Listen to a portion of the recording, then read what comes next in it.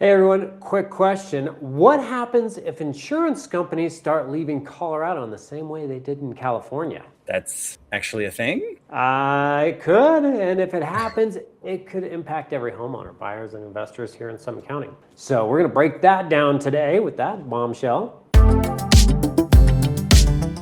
Ever dreamed of living in the heart of the Colorado mountains? Join me, Matt Dayton, Breckenridge native, Olympian, and mountain real estate expert.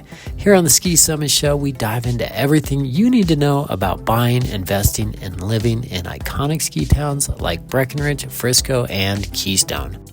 From mountain real estate trends to investment opportunities, we bring you on the inside to help you make the most of your mountain life. This is episode 155. I'm here with the man behind the scenes, Benji from Benji Does. Hey, Benji. What's going on?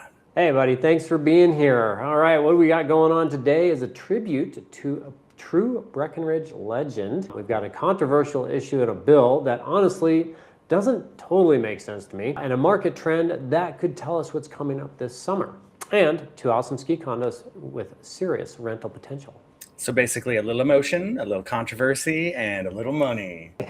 Exactly. So stick around. We got a lot to cover. So before we jump into everything, we wanted to take a moment to recognize and talk about someone who helped build the lifestyle we talk about on the show. This week, we lost Trygve Berg, one of the founders of Breckenridge Ski Resort, at the age of 93. Here he is skiing on the slope. Back in the early 1960s, Breckenridge wasn't what it was today. It was just a quiet mining town, and people like Trygve Berg had a vision to turn this into a world-class ski destination. So that's easy to forget. Every lift, every run, every property we talk about exists because people like Trygve. So we are going to miss him. 93, that's crazy. Yeah, no, he lived a good life. That picture, the first cover of the article was skiing at, I think, 90. I mean, look at him. It looks Just cool. that classic style, skis together, always just looked so perfect on skis. Yeah. I really enjoyed this guy. I had some time to talk to him. They do a ski ball every year with our local ski club. He was always there. I got to sit at the table with him and just chat. So it was really enjoyable to get to know him a little bit.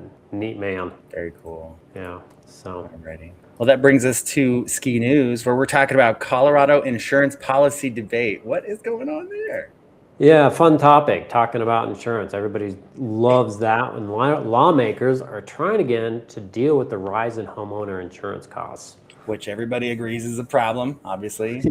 Yes, 100%. So the proposal includes a fee tied to insurance with the goal of lowering costs. How do you lower costs by adding fees? That doesn't make sense. So that's the part I was really trying to get my head around on this article. They're basically saying that they're going to add a 1% fee and then turn around, take that money, which is about $20 million, and place that into a fund that is going to help people with grants to put on hail-resistant roofs. All right. Colorado lawmakers revive effort to drive down homeowners' insurance costs with fees on carriers. So the fees on carriers, last year they were going to do this bill, or they proposed this bill, and the proposal was that it would be a fee on the homeowners. That got shot down. So they're like, okay, well, let's put the fee on the insurance carriers. So kind of same thing, different package, but they're saying that the insurance carriers can't transfer that fee to homeowners directly. So ultimately, the insurance companies, they're going to make their profit one way or another. Yeah. If they can't, well, they're probably going to leave. I realize 1% isn't a whole lot here. Maybe it's not going to make or break things, but it's a trend in a direction. And we saw this with California, where insurance companies are just like, no, we won't insure properties here in California. So that's my main concern is, are we going to push this to a place where insurance companies will stop insuring properties here in Colorado?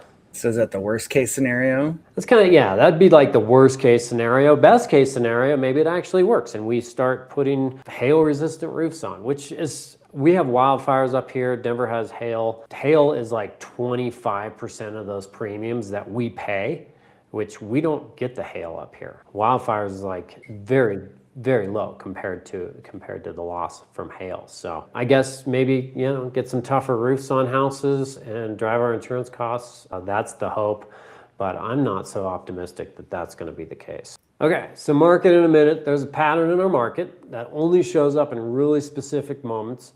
And I just wanted to point this guy out. So what we're looking at right here in this chart is called, this would be a graph of the percent on the left-hand side over and under asking price. Okay. So that is represented by the black line. And then the days on market is represented by this blue line. So what we're seeing here, if we look back to 2008, that was right at the beginning of the financial crisis that we saw that was led by the housing crash. We saw days on market shoot way up here, and we saw the percent come down significantly, like 6% off of asking price. So we not had a great time to be selling. No, not a good time to be selling. This was actually taking it in the shorts right there. Yeah. So, and then you can see around 2015 they converged again, and things were going okay, and then COVID hit. And you can see this spike where it's like the demand's super high, things were going over asking price by 1%. Yeah, that was chaotic. I remember that time. Super low days on market. Yeah. Like four days on market. Yeah. And then now things have kind of settled out and we've converged again. So this is kind of interesting where we might take this. It's anybody's guess. Do you think we're headed back to 2008? You know, I think that's unlikely. So back in 2008, when this happened, it was housing market crisis led. So the overall economy coming down was started by the housing market, subprime lending. So I don't think that this is going to be the same because it's not caused by the housing market. Okay. So is our spread going to look more, maybe our spread will kind of look more normal, kind of pre-2008. That's what I'm hoping for. You know, nobody's getting taken advantage of, ultimately.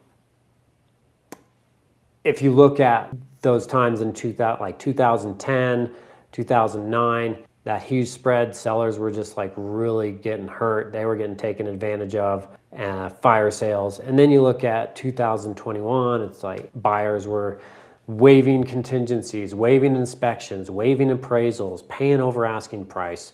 So that wasn't healthy either. So yeah, neither of those felt very balanced. No, it's not balanced at all. It's like really hoping that we get into this more balanced market. So that's what we're shooting for. That's my hope and that's my expectation. All right. What's so like there's a worst case scenario and then like the more likely case? Yeah, so worst case scenario would be if we went back the other way and we really saw those numbers spread again. So where we saw long days on market, over 100 days average on market, and then asking prices down there below, 6% off discounts, that type of thing. That's kind of the worst case scenario, but I think more than likely we're going to kind of continue to stay in that 90 days. If we keep it under 90 days on market, I think we'll be pretty consistent with a healthy market and keep that discount price within that 97% of asking price, so 3% off in that range. I think we'll still be all right.